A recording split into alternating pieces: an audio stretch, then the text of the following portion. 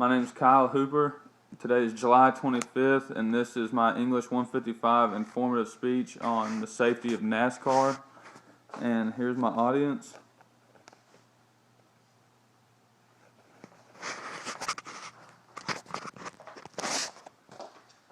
Alright, from the very beginning, NASCAR probably isn't, the safest sport. It's inherently dangerous, obviously.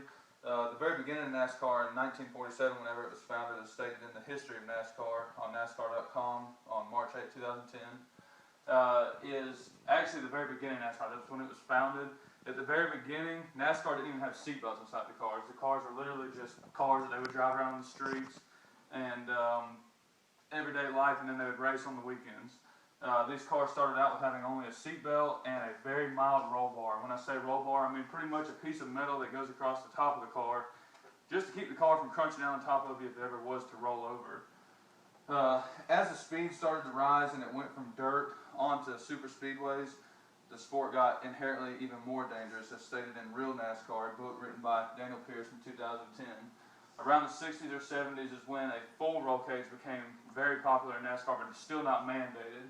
It wasn't until the late 70s whenever a full roll cage was almost like a cocoon around the driver to protect him not only from an impact, but from the fuel cell exploding or the engine leaking any kind of oil or any kind of hot fluid on top of the driver.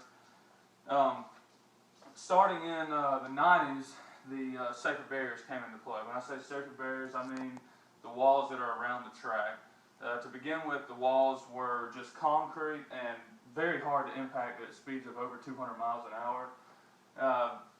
In the 90s, NASCAR realized it was safer to put a piece of steel, then styrofoam, and then a concrete barrier on the outside of the track rather than just concrete. NASCAR Nation by Scott Beekman in 2009 states that the safer barriers cut down on injury and fatalities by over 90% in the first year that it was introduced. When it was first introduced, the safer barriers were only at several tracks, and now today you can find a safer barrier at every track. Up until Earnhardt's death in 2001, certain helmets weren't mandated. As long as you had a helmet, it was allowed by NASCAR.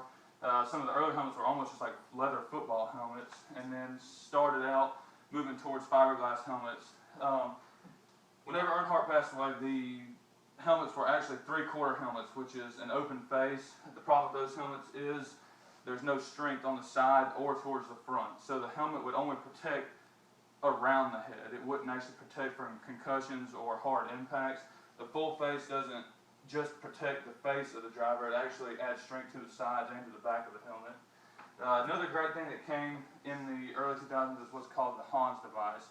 HANS stands for Head and Neck Support System. The HANS device actually sits on top of your shoulders, goes down behind your back, and hooks to the back of the helmet. So in the case of a quick stop, as in hitting a wall or another car, something like that, it keeps the neck and the back all in a straight line and keeps the neck from sustaining any additional injury. One of the latest creations in NASCAR, and actually fairly new to NASCAR, is fire extinguishers inside the car. While manual fire extinguishers have been inside the car since the early 70s, now they actually have automatic fire extinguishers. If the car is to catch on fire, the driver can jump out and pull a cord that's next to the steering wheel, and automatic fire extinguishers release in the engine compartment and in the trunk compartment where the fuel cell is. Like I said before, NASCAR is an inherently dangerous sport, and there's always going to be injuries and sometimes casualties. But with the advancements of safety, NASCAR has been able to cut down on both of these significantly over the past 70 years. And with the advancements that we're seeing today, there's no telling what they may be able to do in the near future. Thank you, and this has been my speech.